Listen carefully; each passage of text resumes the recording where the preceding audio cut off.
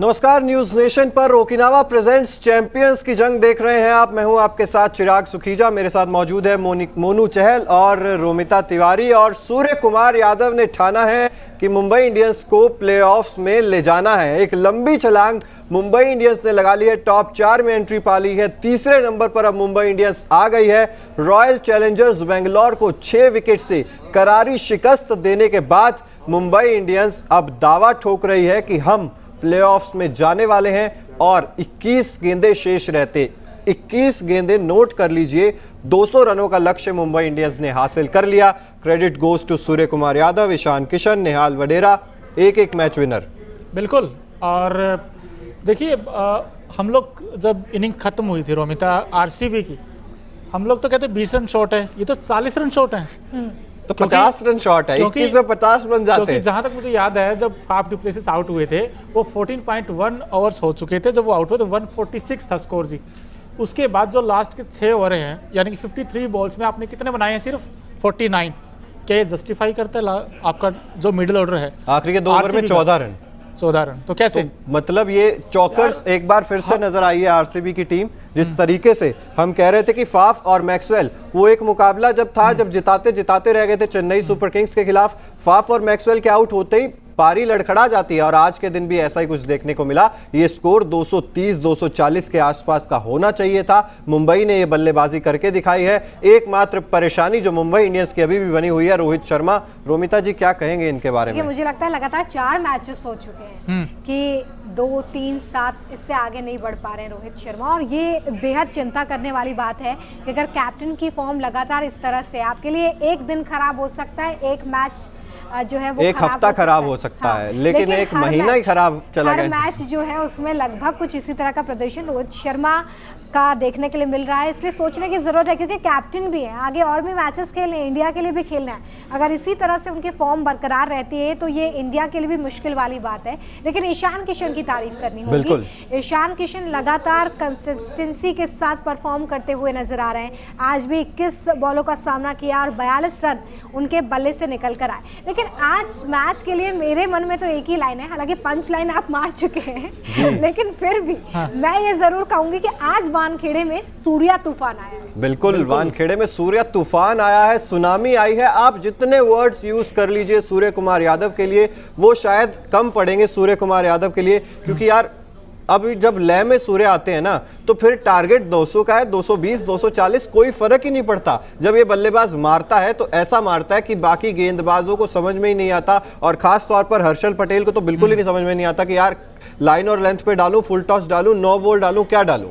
बिल्कुल, क्योंकि सूर्य कुमार यादव का खेलने का अंदाज ही कुछ ऐसा है। वो उनके पास हर तरीके का शॉट है। वो पहले ना गेंद पड़ने से, गेंद फेंकने से पहले 2 शॉट बना लेते मन में कि मुझे स्कूप भी मार सकता हूं मैं, ऑन द राइज ही मार सकता हूं मैं। उनके पास हाई शॉट ऑफ रेंज है और उनका खेलने का अंदाज ही बेखौफ है। और ऐसी ही आज इनिंग देखी हमने, और ये मैच विनिंग नॉक है। एक बार फिर सूर्य कुमार यादव ने साबित किया कि मिडिल ऑर्डर में आपकी बल्लेबाजी में जब तक हम हैं तो कोई दिक्कत है नहीं। और निहाल वडेरा को भी भरोसा कर सकते हैं कि अगर कैप्टन ना भी खेले तब भी तो मैच बिल्कुल। लेकिन इन पारियों के लिए थोड़ा सा दुख हो रहा है। फाफ डु प्लेसिस 41 गेंदें, 65 रन, 158.54 का स्ट्राइक रेट, 5 चौके, 3 छक्के, और ये पारी बेकार चली गई। और इसके बाद एक और ऐसी पारी है जो आरसीबी की तरफ से बेकार चली गई, जो कि एक शानदार पारी थी, ग्लेन मैक्सवेल के बल्ले से देखने को मिली थी। वो पारी तो आपको दिखाएंगे, लेकिन उससे पहले विराट कोहली, किंग कोहली, ठीक है बल्ला चल रहा था, लेकिन आज क्या हुआ विराट कोहली को? देखिए, विराट कोहली का जो सबसे बड़ा कंसर्न ये है कि वो लेफ्ट हैंडर जो गेंदबाज उनके सामने आउट हो रहे हैं। ये सबसे बड़ा सवाल है, क्योंकि इस आईपीएल में 3 बार तेज गेंदबाज, जो बाएं हाथ के तेज गेंदबाज है, उनके शिकार बने हैं। या तो बाएं हाथ के तेज गेंदबाजों से आउट होंगे या स्पिनर से आउट होंगे। तो 2 दिक्कतें विराट कोहली के सामने इस आईपीएल में सबसे पहले आउट हुए थे ट्रेंट बोल्ट के सामने, वो जो अंदर आते हुए गेंद थी उस पर आउट हुए। उसके बाद आकाश सिंह की गेंद पर क्लीन बोल्ड हुए, और आज बैरनडॉफ की गेंद पर वो डाउन द ट्रैक आए मारने के लिए और वहां पर बीट हुए और किनारा लगा आउटसाइड से लेकर वो ईशान किशन ने कैच पकड़ा। बट सवाल ये है कि अगर ये विराट कोहली लेफ्ट हैंडर के सामने अगर ऐसे स्ट्रगल करेंगे तो आपका वर्ल्ड टेस्ट चैंपियनशिप में फिर विराट के लिए तो स्टार्क आएंगे, जब मिचेल स्टार्क हैं वहाँ, तो वो एक हो सकता है इसके लिए सवाल है बड़ा कि बिल्कुल। विराट को ये सवाल तो है ही, लेकिन अब बात कर लेते हैं Okinawa effective player of the match. जैसे ओकिनावा का हर स्कूटर है कोस्ट इफेक्टिव, उसी तरीके से आज ये देखिए मुस्कुराता हुआ ये चेहरा मुंबई के सभी फैंस के चेहरे पर ये मुस्कान ले आया। 35 गेंदे 83 रन, 237.14 का स्ट्राइक रेट, 7 चौके, 6 गगनचुंबी छक्के, जिनको कैच करने के बारे में फील्डर सोचते नहीं है, वो सिर्फ देखते हैं। बिल्कुल लेकिन चौंकाने वाली बात ये भी है कि सूर्य कुमार यादव जिस तरह से परफॉर्म कर रहे हैं और जो बाकी प्लेयर्स हैं वो भी इसमें योगदान अपना दे रहे हैं, इसके बाद मुंबई 3rd पोजीशन पर आ गई है। मतलब ये कुछ बिल्कुल। ड्रास्टिक हो गया। जैसे कि हम आईपीएल में पारियों को लेकर ये कहते रहते हैं कि हर एक बॉल के साथ रोमांच है, आईपीएल में आखिर तक क्या हो जाएगा ये किसी को भी नहीं पता होता। कुछ ऐसा ही रोमांच इस बार मुंबई की पारी में देखने के लिए मिला है।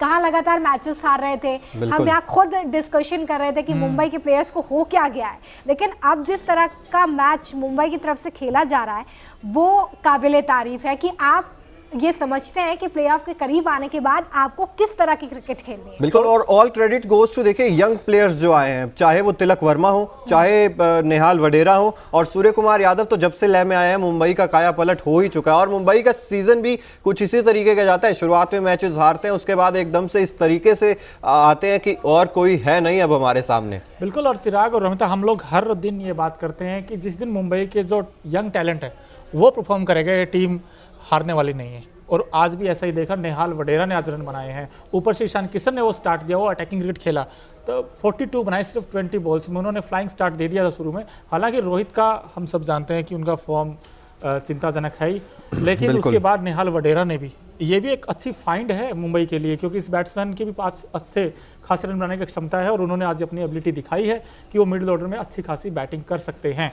तो मुंबई इंडियंस के लिए अब अच्छी खबर ये है लेकिन बेंगलुरु को क्या हो गया मोनू, लगातार ये चौथी हार है अपने होम ग्राउंड पर। बिल्कुल, क्या हो गया बेंगलुरु को? देखो सेम सिचुएशन था दोनों के लिए, मस्ट विन सिचुएशन था। बेंगलोर अगर आज जीतता वो भी इस रैंक पे पहुंच जाता, आज मुंबई जीता तो ये नंबर 3 पे पहुंच गया। लेकिन अब टफ हो गया है आरसीबी के लिए आगे का सफर, क्योंकि सारे मैचेस जीतने पड़ेंगे और उसके बाद भी भरोसा नहीं कि आप 3 मैचेस बचे हैं अभी आरसीबी के, तीनों जीतने पड़ेंगे तब भी 16 अंकों तक पहुंचोगे। लेकिन इस बार तो 16 पे भी थोड़ी सी वो है ना, जद्दोजहद करनी पड़ेगी। आज पीयूष चावला को क्या हुआ, 1 विकेट ही रह गया, दूसरी विकेट नहीं आई।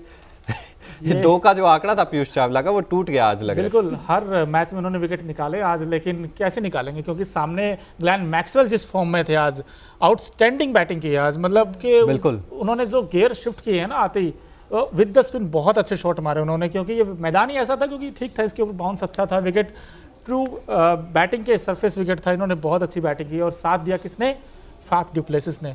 फाफ डुप्लेसिस ने भी ये माना है कि ऑरेंज कैप पर मेरा ही कब्जा है। वो ऑरेंज कैप नहीं छोड़ रहे हैं, सबसे highest orange cap, purple cap, सारी कैप्स आरसीबी ले जाती है, लेकिन जब ट्रॉफी की बात आती है तब आरसीबी को पता नहीं क्या हो जाता है। फिलहाल कुमार कार्तिकेय की बात करें, 4 ओवर 35 रन, ये अच्छी गेंदबाजी है इस विकेट पर, जहां पर 200 रन बने हो आरसीबी की तरफ से। एक विकेट भी इन्होंने चटकाया। और मुंबई इंडियंस की देखिए बात करें तो इस सीजन 215 चेस कर लिए पंजाब के खिलाफ, 213 चेस कर लिए राजस्थान के खिलाफ, और अब 200 चेस कर लिए आरसीबी के खिलाफ।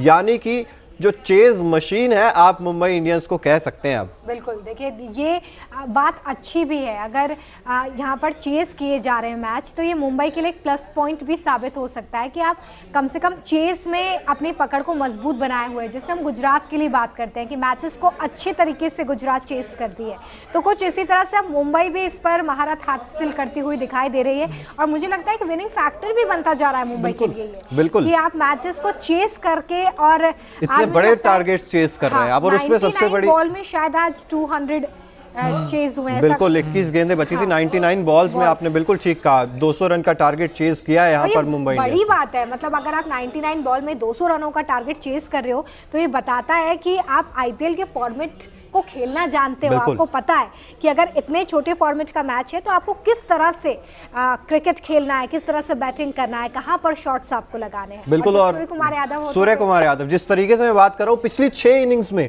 4 अर्धशतक लगा चुके हैं सूर्य कुमार यादव, और यहीं से लिखी जा रही है मुंबई इंडियंस के सफलता की कहानी। Surya Kumar Yadav, sky is the limit, mister 360, आप कितना ही कुछ कह लीजिए इन्हें, अगर इसी तरीके से खेलते रहे तो छठा टाइटल ज्यादा दूर नहीं है मोनू। बिल्कुल, उम्मीद तो यही है, क्योंकि सूर्य कुमार यादव के पास सही फॉर्मूला है T20 खेलने का, क्योंकि इस बैट्समैन के पास सब कुछ है।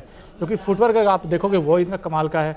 बैटिंग जब ये करते हैं ऐसा लगता ही नहीं कि यार 200 बनाने हैं, ऐसा लगता है कि ये तो 10 ओवर की बात है। और आज भी देखिए आप 16 ओवर भी मैच फिनिश कर दिया यार। इस बैट्समैन की जितनी तारीफ करें उतनी कम है।